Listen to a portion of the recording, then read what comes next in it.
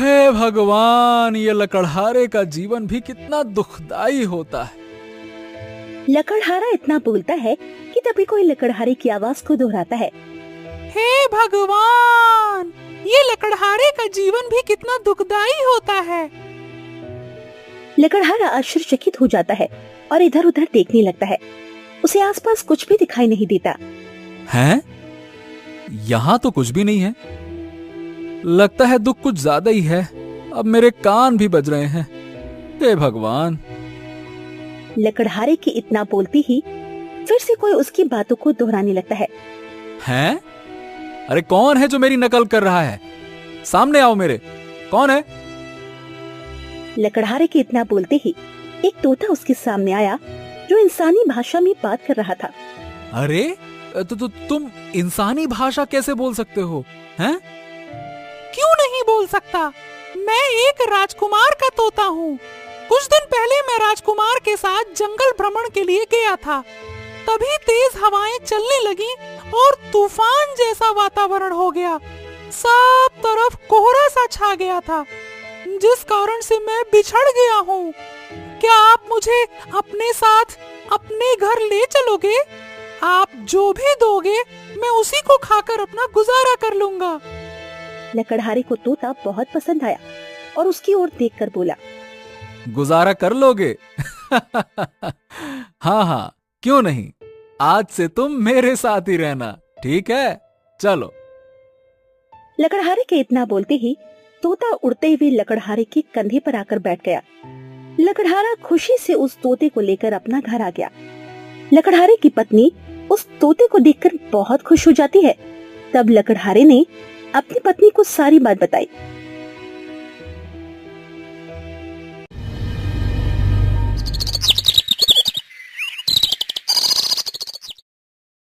अगले दिन से तोता भी लकड़हारे के साथ जंगल जाता है।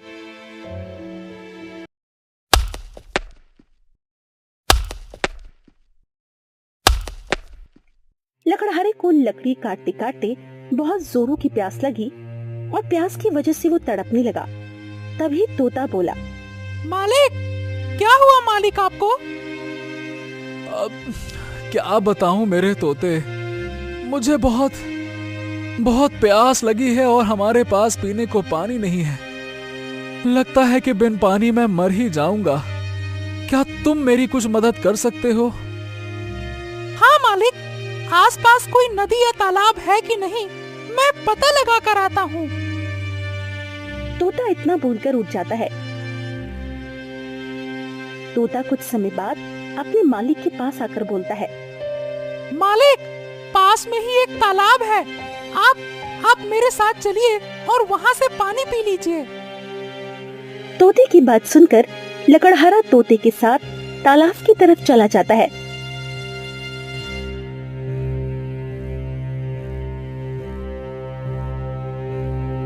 और भर पेट पानी पीकर लकड़ी के गट्ठे को अपने सिर में उठा लेता है और अपने घर के लिए निकल जाता है।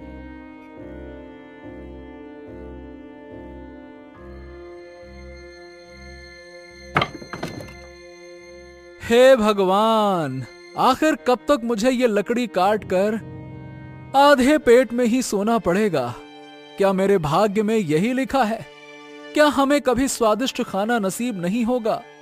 हे ऊपर वाले, कोई ऐसा चमत्कार कर दे कि मैं अपने गांव का सबसे अमीर इंसान बन जाऊं और मेरा घर सोने और चांदी से भर जाए।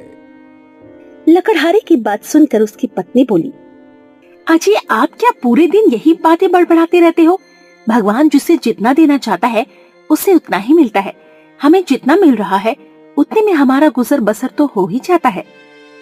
अरे नहीं भाग्यवान, क्या तुम्हारा मन नहीं करता कि हम भी अच्छे अच्छे पकवान खाएं और हमारा घर भी इतना बड़ा होता कि सारे गांव के लोग हमारे घर को देखकर कहते, अरे वो देखो, वो बुल्लू लकड़हारे का घर है। अरे क्या तुम्हारा मन नहीं करता कि हम भी अच्छे अच्छे कपड़े पहने, तुम अच्छे अच्छे गहना पहनो, हैं? अजी, आप ये कैसी बातें कर रहे हैं? मैंने तो अब तक कभी भी आपसे कोई गहने नहीं मांगे और आप जितना भी कमा कर लाते हैं उससे मैं खुश हूँ और मुझे कुछ भी नहीं चाहिए। अच्छा अच्छा, ठीक है ठीक है, चलो मेरा बाजार जाने का समय हो गया है। अब मैं सभी लकड़ियों को लेकर बाजार जाता हूँ। बाजार में मुझे इन लकड़ियों की अच्छी कीमत मिलेगी। चलो जाता हूँ मैं। अरे चल भाई मेरे तोते, आजा, हम दोनों बाजार चलते हैं, लकड़ियां बेच कर आते हैं, आजा। इतना बोलकर भुल्लू लकड़हारा सभी लकड़ी के गट्ठे को अपने सिर में रखकर अपने तोते के साथ बाजार की ओर निकल जाता है। अरे तुम्हारी मालकिन को कुछ भी नहीं पता है, बस ज्ञान की बातें चपड़ चपड़ चपड़ चपड़ करती रहती। तुम देखना, एक दिन मैं बड़ा आदमी जरूर बनूंगा। इस तरह अपने तोते से बात करते करते लकड़हारा बाजार में पहुंच जाता है।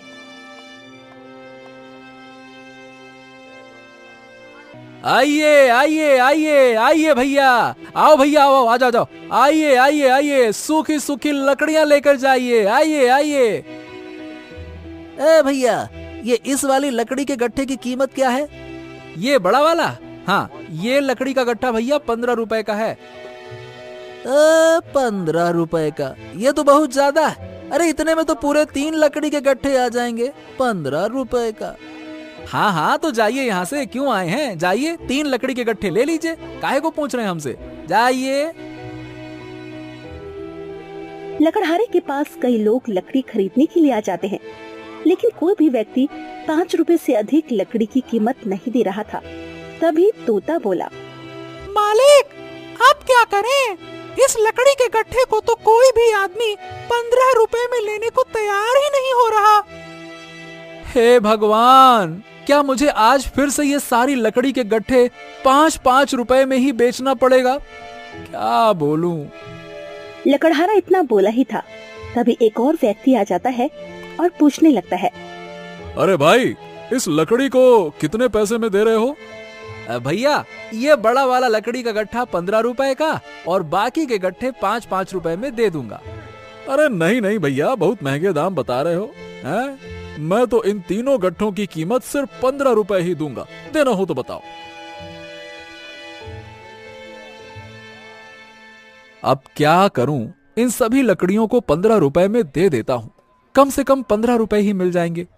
हाँ ठीक है भैया, मैं तुम्हें ये सारे लकड़ी के गट्ठे 15 रुपए में देने के लिए तैयार हूँ, ले लो। इतना बोलकर लकड़हारा पैसे लेता है और बाजार से चला जाता है।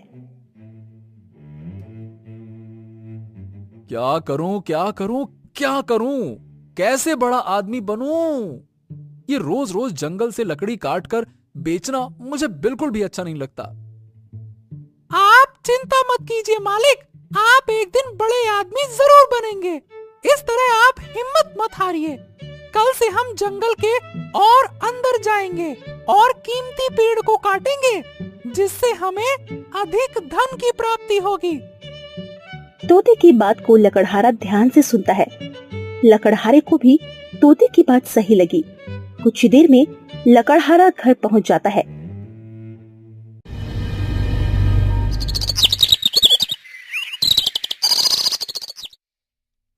सुबह होते ही लकड़हारा अपने तोते के साथ जंगल चला जाता है और कोई कीमती पेड़ की तलाश करने लगता है। जंगल में इधर उधर कीमती पेड़ की तलाश करते करते थक हार कर पेड़ के नीचे बैठ जाता है और अपने तोते से कहता है, हाँ, हे मेरे तोते, मैं बहुत थक गया हूँ, मैं अब और नहीं चल सकता। कुछ समय मैं यहीं आराम करना चाहता हूँ, बस भाई बस। जब तक मैं आराम कर रहा हूँ तब तक तुम जाओ और कोई कीमती पेड़ की तलाश करो, फिर हम चलते हैं, ठीक है? ठीक है मालिक, आप यहीं आराम कीजिए, तब तक मैं आपके लिए उस कीमती पेड़ की तलाश करता हूँ। ओके। तोता इतना बोलकर वहाँ से उठ जाता है। उड़ते उड़ते घने जंगल के अंदर चला जाता है और थक कर एक पेड़ के डाल पर बैठ जाता है। लगता है इस जंगल में कोई कीमती पेड़ ही नहीं है। अब मुझे मालिक के पास जाना चाहिए। तोता इतना बोला ही था, तभी अचानक उसे किसी खुशबू का एहसास होने लगा। अरे हाँ, इतनी अच्छी खुशबू तो मैंने आज तक महसूस नहीं की है। ये खुशबू कहाँ से आ रही है, पता लगाना होगा।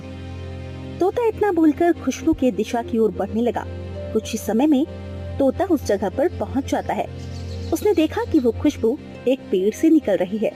वो उस पेड़ के पास गया और देखा।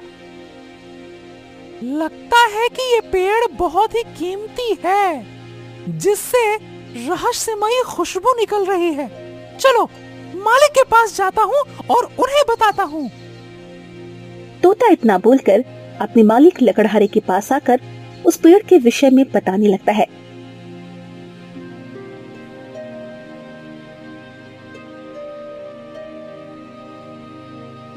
कुछ ही देर में लकड़हारा और तोता दोनों उस पेड़ के पास पहुंचे। लकड़हारा उस पेड़ को देख हैरान हो गया और बोला, अरे ये कैसी रहस्यमयी खुशबू है जो इस पेड़ से निकल रही है। इस पेड़ के अंदर जरूर कुछ होगा। चलो इस पेड़ को काट कर देखता हूँ। हाँ मालिक, इसे जल्दी से काटो। इस पेड़ के अंदर क्या है मुझे भी देखना है। काटो। लकड़हारा जल्दी जल्दी उस पेड़ को काटने लगता है। पेड़ थोड़ा कटा ही था, तभी कटे हुई जगह से रोशनी निकलने लगती है। उस रोशनी को देख तोते ने कहा, मालिक वो देखो, पेड़ से रोशनी निकल रही है। लकड़हारा भी उस रोशनी को देख बहुत खुश होता है और बोलता है, अरे वाह, लगता है कि इस पेड़ में कोई हीरा है। ये हीरा मुझे मिल गया तो मैं बड़ा आदमी बन जाऊंगा। चलो जल्दी से इसे निकालता हूँ। इतना बोलकर लकड़हारा जल्दी जल्दी पेड़ को काटने लगता है और कुछ ही समय में आधा पेड़ कट जाता है। तब लकड़हारे ने देखा वो रोशनी एक बोतल से निकल रही थी जो उस पेड़ के अंदर था। लकड़हारा उस बोतल को अपने हाथ में पकड़ा और बोला, अरे ये कैसी बोतल है जो रोशनी के साथ इतनी चमक रही है? और ये इस पेड़ के अंदर कैसे आया होगा? इसके अंदर क्या हो सकता है? चलो खोल कर देखता हूँ इसे। इतना बोलकर लकड़हारा उस बोतल को खोलने लगता है। उस बोतल को जैसे ही खोला तो उसमें से एक जिन निकला।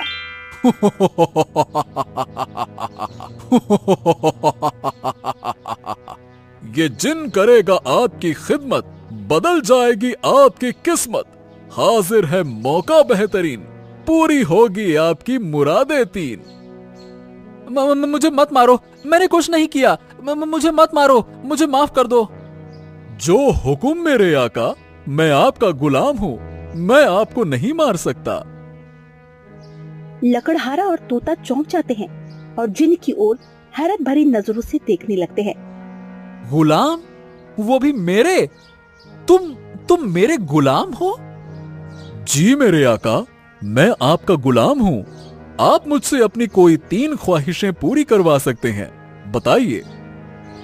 मुझे लगता है जो कहानी मेरी दादी बचपन में सुनाया करती थी वो सारी बातें सच होती हैं। ये जिन तो मेरा गुलाम है। मैं जो भी चाहूं इससे करवा सकता हूं। मैं कहीं सपने तो नहीं देख रहा ना?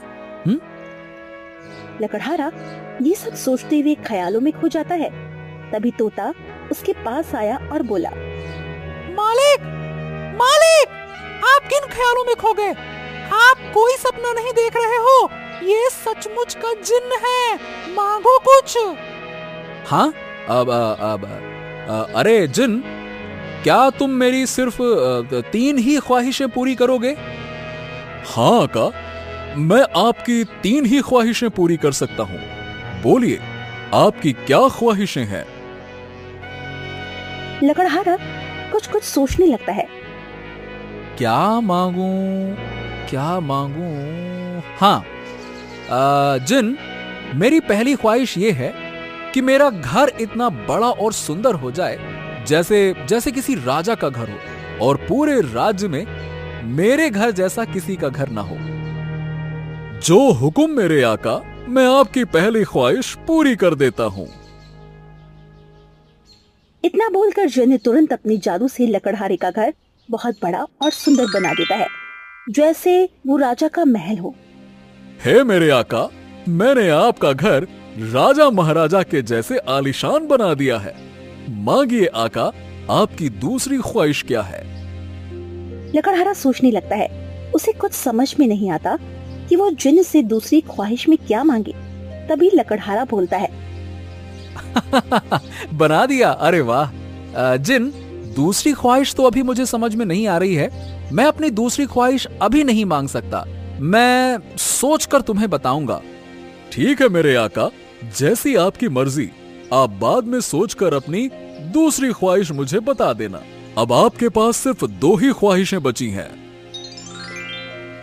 अरे चल मेरे तोते, जल्दी जल्दी चलते हैं घर। मेरा नया घर कैसे बना है उसे देखने के लिए मेरा मन उतावला हो रहा है। जल्दी जल्दी चल। इतना बोलकर लकड़हारा और तोता अपने घर जाते हैं तो देखते हैं उसके घर झोपड़ी से बदलकर एक आलीशान राजमहल जैसा बन गया है। ये सब देखकर लकड़हारे की खुशी का कोई ठिकाना नहीं रहता और अपनी पत्नी को बुलाकर कहा, अरे देखो भाग्यवान, देखो देखो देखो, मैंने कुछ ही समय में अपने छोटे से घर को इतना बड़ा घर बना दिया। देखो देखो देखो। हाँ जी, ये सब तो मैं देख रही हूँ, लेकिन कुछ ही समय में इतना बड़ा घर कैसे बन गया? ये सब कैसे संभव है? मुझे तो कुछ भी समझ में नहीं आ रहा है। अरे भाग्यवान, ये सारा कमाल तो उस जिन का है जो मुझे आज मिला है। क्या जिन? कैसा जिन? अरे आज मैं कीमती लकड़ी की तलाश करते हुए जंगल में भटक रहा था।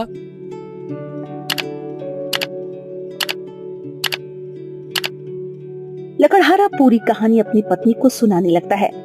अजी, इस तरह कमाया हुआ धन कभी भी लाभदायक नहीं होता। जो धन जितना जल्दी आता है वो उतना जल्दी चला भी जाता है। ऐसे धन को प्राप्त कर हमें किसी मुसीबत का सामना न करना पड़े, मुझे तो बहुत डर लग रहा है। अरे नहीं भाग्यवान, ऐसा कुछ भी नहीं होगा। तुम तो बेकार में ही चिंता करती रहती हो। आप कह रहे हो तो ठीक ही होगा, लेकिन एक समस्या और है। अब और क्या समस्या है भाग्यवान? लेकिन स्वामी, हमारे पास इतना बड़ा घर तो है, लेकिन घर चलाने के लिए एक भी पैसा नहीं है। इतना बड़ा घर होने के बाद भी हमें लकड़ी बेचकर ही गुजारा करना पड़ेगा। अगर हमारे पास पैसे होते तो अच्छा होता। अपनी पत्नी की बात सुनकर लकड़हारा बोलता है, हाँ भाग्यवान, हाँ, अब इतना बड़ा घर बन गया है तो पैसे भी आ ही जाएंगे। अब चलो मुझे खाना दो, बहुत भूख लग रही है। इतना बोलकर तीनों घर के अंदर चले जाते हैं और पेट भर के खाना खाते हैं। खाना खाने के बाद लकड़हारा अपने बिस्तर में आराम से लेट गया। हाँ, काश कि मेरे पास इतना सारा पैसा होता जिससे मैं कुछ भी खरीद पाता और जो मन चाहे वो खा पाता। क्यों ना मैं अपनी ख्वाहिश जिनसे पूरी करवा लूं? लकड़हारा इस तरह सोचता रहता है, तभी उसे एक और तरकीब सूझी। नहीं नहीं नहीं नहीं, मैं जिनसे पैसे की मांग नहीं करूंगा, क्योंकि पैसे तो एक ना एक दिन तो खत्म ही हो जाएंगे। उसके बाद मेरा जीवन फिर से पहले के जैसा ही हो जाएगा और मुझे लकड़ी बेचकर ही जीवन गुजारा करना पड़ेगा। नहीं नहीं नहीं नहीं, मुझे जिनसे ऐसा कुछ मांगना होगा जो कभी ना खत्म हो, जिससे भविष्य में मुझे कभी भी पैसों की कमी ना हो। चलो मैं अभी जिनके पास जाता हूं और मेरी दूसरी ख्वाहिश पूरी करवा लेता हूं। इतना बोलकर लकड़हारा किसी को बताए बिना जंगल के लिए निकल जाता है। रात बहुत हो चुकी थी। लकड़हारा जल्दी जल्दी चलने लगा। चलते चलते लकड़हारा उसी पेड़ के पास पहुंच जाता है। हे जिन, बाहर आ जाओ। लकड़हारे के इतना बोलते ही जिन बाहर आ जाता है और लकड़हारा से कहता है, जो हुक्म मेरे आका, कहिए आपकी दूसरी ख्वाहिश क्या है? हे जिन, मेरी दूसरी ख्वाहिश ये है कि मैं जिसे भी स्पर्श करूं वो तुरंत सोने में परिवर्तित हो जाए। जो हुक्म मेरे आका, आप जैसा चाहेंगे वैसा ही होगा। इतना बोलकर जिन लकड़हारे को ये वरदान दे देता है और लकड़हारा से कहता है, मेरे आका, अब से आप जिसे भी स्पर्श करेंगे वो तुरंत ही सोने में परिवर्तित हो जाएगा। मेरे आका, अब आपके पास सिर्फ एक ही ख्वाहिश बची है। मांगिए, आप और कौन सा वरदान चाहते हैं, बताइए। नहीं नहीं नहीं नहीं, मैं अपनी आखिरी ख्वाहिश किसी और दिन मांगूंगा। आज के लिए इतना काफी है, मैं चलता हूं, तुम भी चले जाओ। जो हुक्म मेरे आका, आपको जैसा ठीक लगे। इतना बोलकर लकड़हारा वहां से चला जाता है।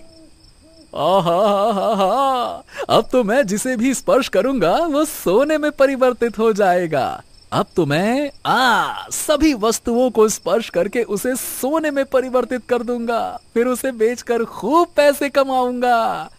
फिर तो मुझे पैसों की कभी कमी नहीं होगी। वाह वाह वाह वाह, क्या दिमाग चलाया मैंने। ऐसा बोलकर लकड़हारा चलते चलते कुछ दूर आ जाता है और वो जिन के दिए वरदान के बारे में सोचने लगता है। जिन ने ये जो मुझे वरदान दिया है, क्या वो सच में काम करेगा? चलो किसी वस्तु को स्पर्श करके देखता हूं, तब तो पता चलेगा। लकड़हारा पास में पड़े एक पत्थर को स्पर्श करता है और वो तुरंत सोने में परिवर्तित हो जाता है। लकड़हारा बहुत खुश हो जाता है और जल्दी जल्दी अपने घर जाता है और सो जाता है।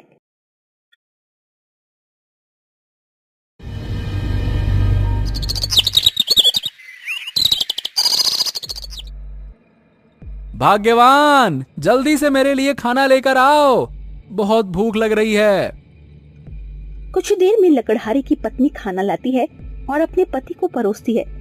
लकड़हारे ने जैसे ही थाली को हाथ लगाया तो वो थाली और खाना तुरंत सोने में परिवर्तित हो जाता है। अजी ये क्या है? ये थाली और खाना अचानक सोने में कैसे परिवर्तित हो सकता है? मुझे तो कुछ समझ में नहीं आ रहा, आखिर ऐसा कैसे हो सकता है? तब लकड़हारा अपनी पत्नी को सारी बात विस्तार से बताता है। आपने ये कैसा वरदान मांग लिया? अब तो आप किसी भी चीज को छू भी नहीं सकते। अब तो आप हमारे बच्चे को भी प्यार नहीं कर पाओगे। अब हमारा क्या होगा? इतना बोलकर लकड़हारे की पत्नी बेहोश हो जाती है। लकड़हारा अपनी पत्नी को बेहोश होता देख उसे संभालने लगा, तभी उसकी पत्नी सोने की मूर्ति में परिवर्तित हो जाती है। अपनी माँ को इस तरह बेहोश होता देख बच्चा भी रोते हुए दौड़कर अपनी माँ के पास आया और अपनी माँ के सिर पर जैसे ही हाथ रखने के लिए आगे बढ़ाया, तभी अपने पिता के हाथ को छू लेता है और वो बच्चा भी सोने की मूर्ति बन जाता है। हे भगवान, ये मैंने क्या कर दिया? मैंने अपने ही हाथों से अपने बीवी बच्चों को सोने की मूर्ति बना दिया। मुझसे ये क्या अनर्थ हो गया? अब मैं क्या करूं भगवान? अब क्या करूं? क्या हो गया?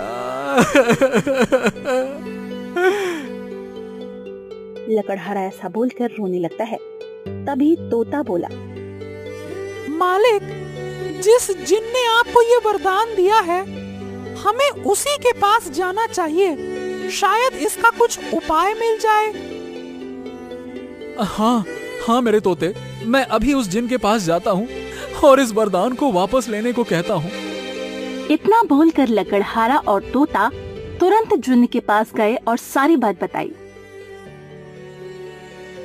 नहीं मेरे आका, मैं अपना दिया हुआ वरदान वापस नहीं ले सकता हूँ। अगर आपकी कोई और ख्वाहिश है तो आप वो बता सकते हैं। नहीं नहीं जिन, मेरी और कोई दूसरी ख्वाहिश नहीं है। इतना बोलकर लकड़हारा रोते हुए अपने घर आ जाता है और अपनी पत्नी और बच्चे को कैसे ठीक किया जाए ये सोचने लगता है। तभी उसे एक तरकीब सूझती है। अरे, एक उपाय और है जिससे मैं अपनी पत्नी और बच्चों को ठीक कर सकता हूँ। चल मेरे तोते, उस जिन के पास जाते हैं और आखिरी ख्वाहिश पूरी करवाते हैं। लकड़हारा और तोता फिर से उसी जिन के पास चले जाते हैं। इस लकड़हारे को नहीं पता कि ये मुझसे आखिरी ख्वाहिश अपनी जैसे ही पूरी करवाएगा, ये लकड़हारा एक जिन बन जाएगा और इसी पेड़ में कैद होकर रह जाएगा। और मैं हमेशा के लिए आजाद हो जाऊंगा।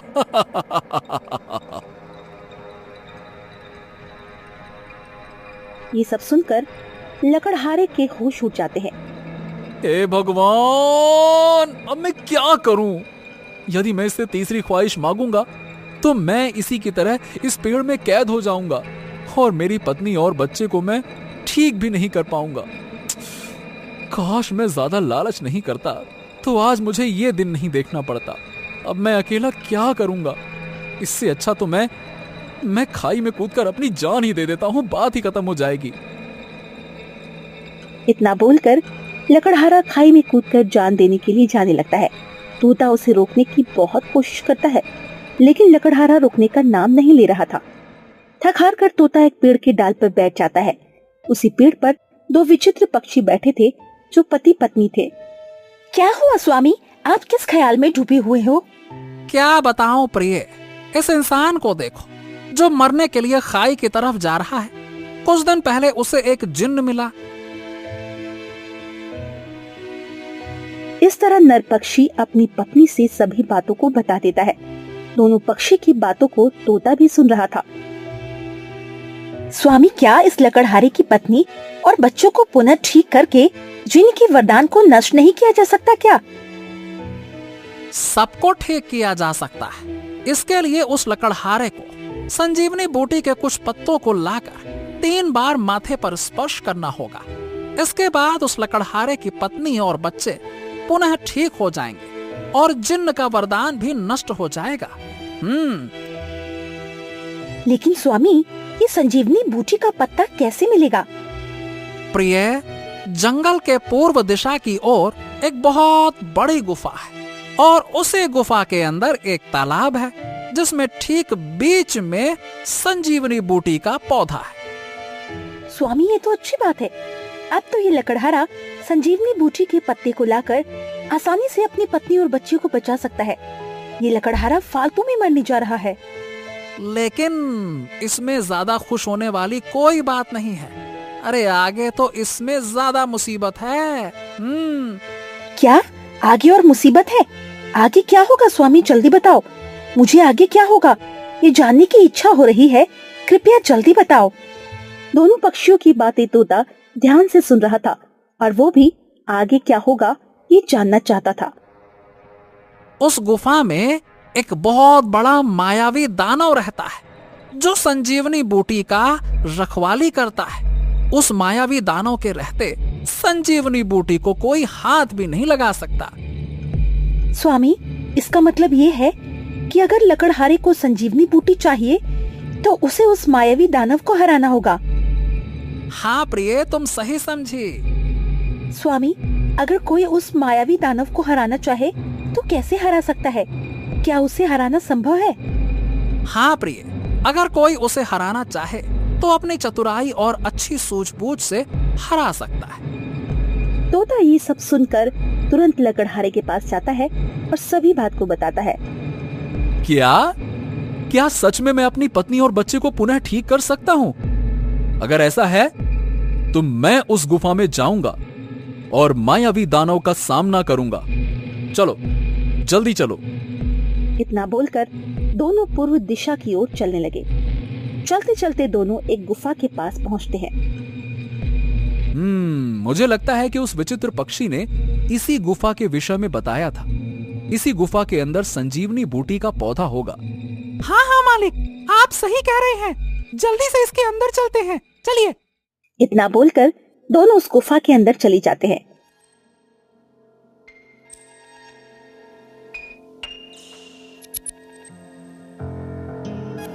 गुफा के अंदर आया तो देखा कि एक मायावी दानव रास्ते में सो रहा है और ठीक उसके पीछे में संजीवनी बूटी है।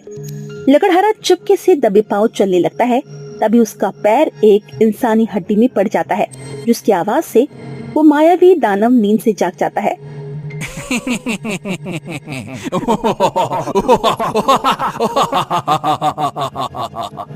तुमने मेरी गुफा में आने की गुस्ताखी की है। अब तुम्हें मुझसे कोई नहीं बचा सकता। मैं तुम्हें जिंदा निकल जाऊंगा।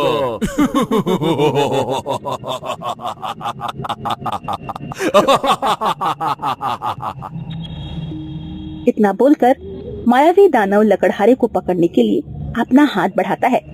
तभी वो लकड़हारा उस दानव के हाथ को छू लेता है।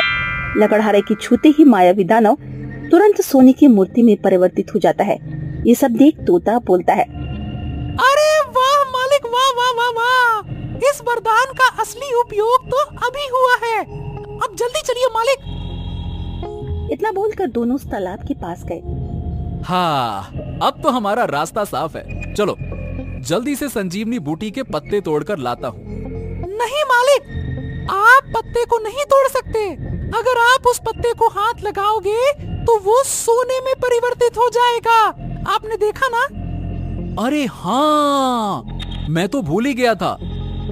लेकिन अब उस पत्ते को कैसे लाऊं? लकड़हारा इतना बोला ही था कि तभी तोता बोलता है, मालिक आप चिंता मत कीजिए, मैं अपने चोंच से पत्ते तोड़कर ले आता हूँ। इतना बोलकर तोता संजीवनी बूटी के पास चला जाता है और अपने चोंच से कुछ पत्ते तोड़ कर आ जाता है। ये सब देख लकड़हारा बहुत खुश हो जाता है। चल मेरे तोते, अब हमें जल्दी से घर जाना होगा और मेरी पत्नी और बच्चे को ठीक करना होगा। इतना बोलकर दोनों घर आ जाते हैं। तोता अपनी मालकिन और बच्चे के माथे पर संजीवनी बूटी के पत्ते को स्पर्श कराता है। स्पर्श कराते ही दोनों पुनः ठीक हो जाते हैं। ये सब देखकर लकड़हारा बहुत खुश हो जाता है। अरे तोते, मेरे माथे पर भी संजीवनी बूटी के पत्ते को स्पर्श कराओ ताकि ये वरदान नष्ट हो जाए।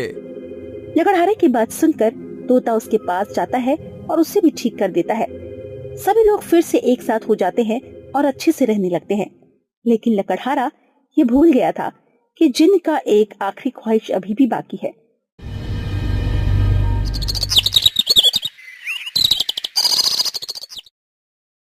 मेरे आका, आपकी आखिरी ख्वाहिश अभी बाकी है। बोलिए आका, आपकी आखिरी ख्वाहिश क्या है? नहीं नहीं जिन, अब मेरी कोई ख्वाहिश नहीं है। अब तुम यहाँ से जाओ, जाओ जाओ जाओ। नहीं मेरे आका, आपको मुझसे अपनी आखिरी ख्वाहिश तो पूरी करवानी ही पड़ेगी, नहीं तो मैं आपको मार डालूंगा। हे भगवान, ये कैसी मुसीबत में फंस गया मैं। एक मुसीबत से निकला ही था कि अब ये दूसरी मुसीबत सर पे आके खड़ी हो गई। मार डालेगा मुझे। वरदान मांगू तो मरूंगा, नहीं मांगू तो मरूंगा। ठीक है जिन, तुम कल सुबह मेरे पास आ जाना। मैं अपनी आखिरी ख्वाहिश कल पूरी करवा लूंगा, ठीक है? चलो। जो हुक्म मेरे आका, मैं कल फिर से आऊंगा। इतना बोलकर जिन वहाँ से चला जाता है। लकड़हारा अब सोच में पड़ जाता है कि वो इस मुसीबत से कैसे बाहर निकलेगा। क्या करूं, क्या करूं? इस दुष्ट जिन से कैसे पीछा छुड़ाऊं? हाँ, यही ठीक रहेगा, जिससे मेरी जान भी बच जाएगी और तीसरी ख्वाहिश भी पूरी हो जाएगी।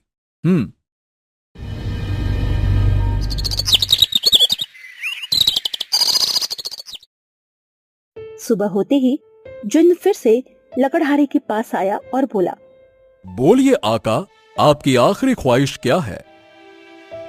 जिन ऐसा बोलकर मन ही मन खुश हो रहा था और सोच रहा था, इस आखिरी ख्वाहिश के पूरे होते ही मैं आजाद हो जाऊंगा और लकड़हारा एक जिन बनकर उसी पेड़ में कैद हो जाएगा। आहा, अब तो मेरे मजे ही मजे होंगे। तुम्हें लगता है कि तुम मेरी आखिरी ख्वाहिश पूरी कर दोगे तो तुम आजाद हो जाओगे। और मैं उस पेड़ में हमेशा के लिए कैद हो जाऊंगा।